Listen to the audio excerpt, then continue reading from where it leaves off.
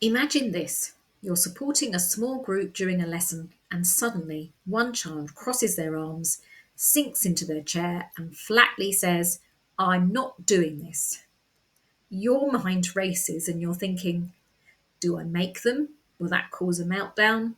Should I ignore them? Will they just sit there for the rest of the lesson? What if the teacher thinks I can't manage them? Every TA will face this at some point, and the way you respond can either open the door to learning or shut it entirely. So, what should you do when a child refuses to work? Hello, fabulous TAs. I'm Lauren Reesner, and I was a TA one to one and HLTA for 20 years.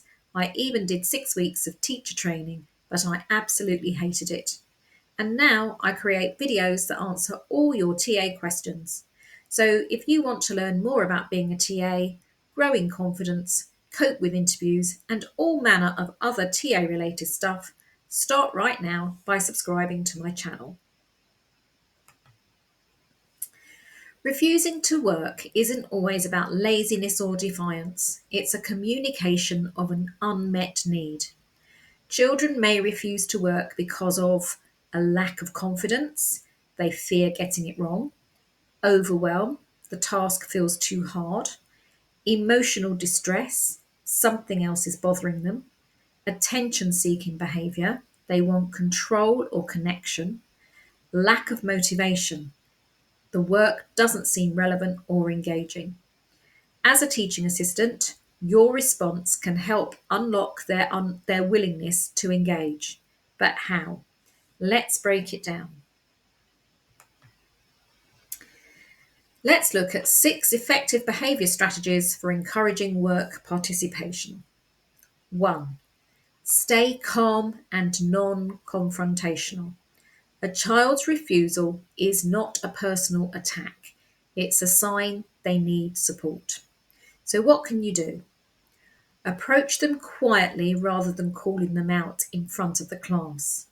Use neutral body language, so no crossed arms, no sighing. Give them a moment instead of demanding an immediate response. What should you avoid doing? 1. Raising your voice or using threats like, "If you don't do this, you won't go out for break." 2. Pressuring them in a way that escalates resistance. And why this approach works is because it lowers their defensive reaction and keeps the focus on the task rather than the confrontation. Effective behaviour strategy 2. Find out what's blocking them. Instead of assuming they're just being stubborn, gently ask what's wrong. So here's what you could say. "It looks like this is tricky for you. What's the hardest part?" Or you could say, "You're usually great at this. What's different today?" And here's what to avoid saying. "Just get on with it." That dismisses their feelings.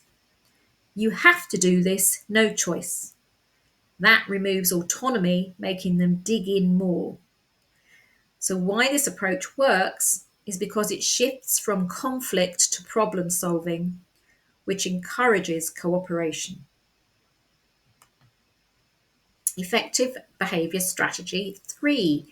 Break it down and offer support.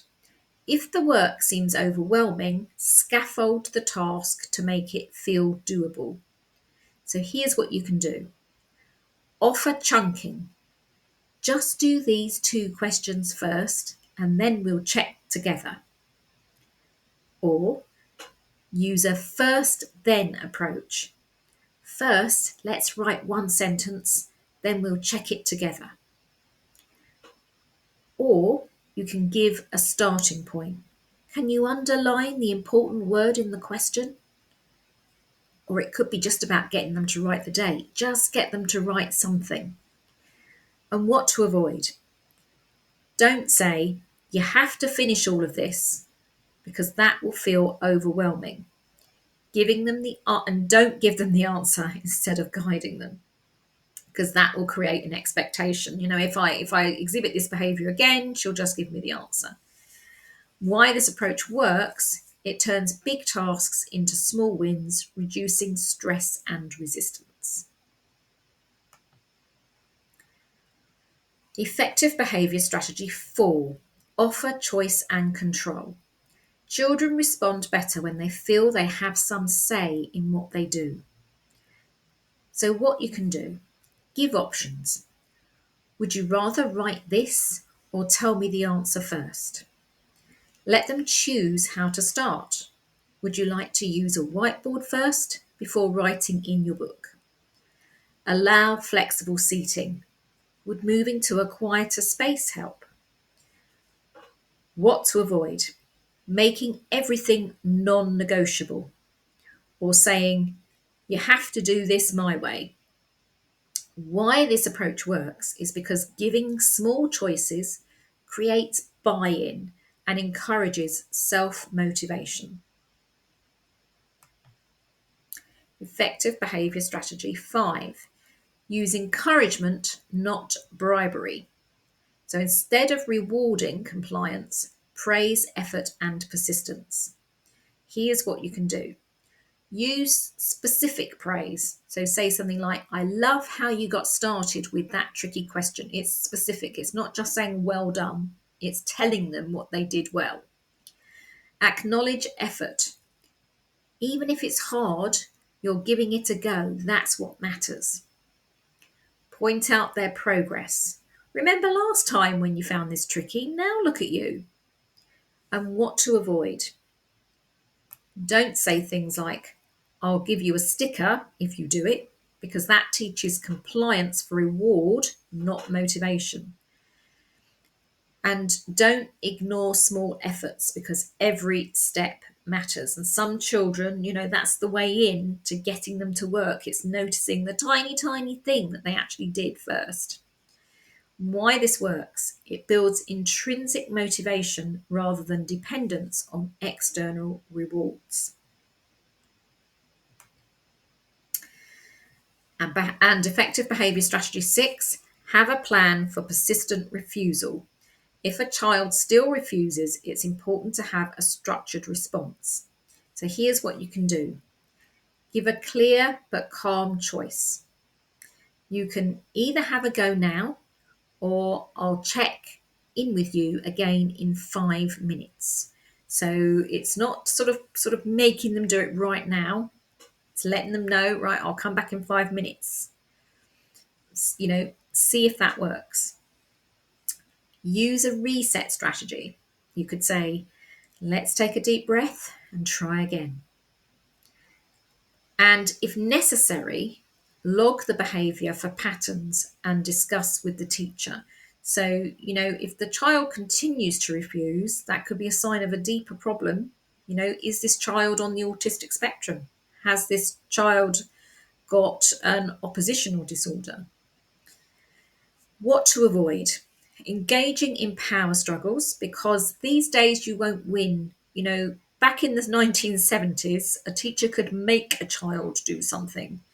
And that could happen through the teacher shouting, slamming the table, sending the child to the headmaster for the cane. You could beat a child into submission, but you're not allowed to do that these days, and that is the way it should be. So don't get into a power struggle.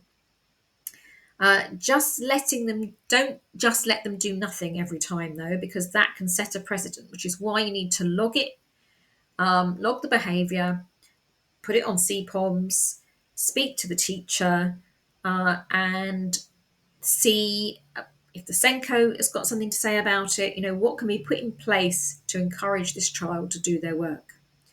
So why this works is because it prevents escalation while maintaining clear expectations.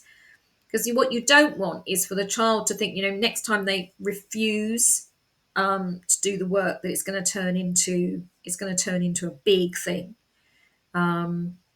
Yes, you have to deal with it. No, you can't let them not do their work, but there's ways of doing that. So these 6 ways are the ways you can try, or the first 5 ways are the ways you can try before having to take it further with the teacher or the Senko. So here are your key takeaways. When a child refuses to work, stay calm, don't react.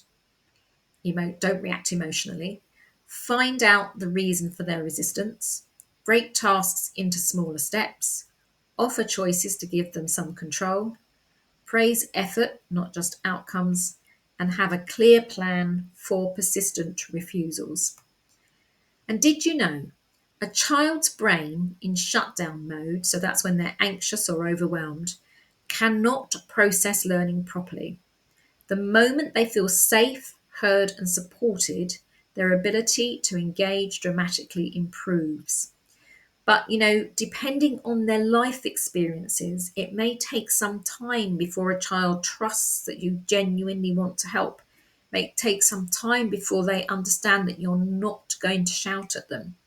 So, these strategies, whilst they should work for a lot of children very early on, there will be some children whose life experiences with certain adults will actually make them very, very scared of either doing something wrong or letting their feelings be known for fear that the adult will get cross.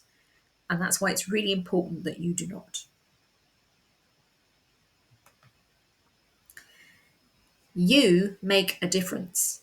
TAs play a huge role in helping children reconnect with learning when they feel stuck. Every time you use patience, encouragement, and creativity, you help a child overcome barriers that might otherwise hold them back. So, next time a student refuses to work, remember it's not just about the task, it's about finding the right way in for that child.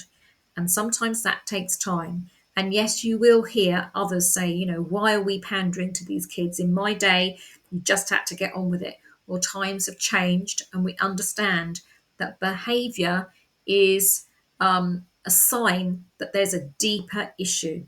And if you deal with the deeper issue, you help the child deal with the deeper issue, then the behaviour will go away.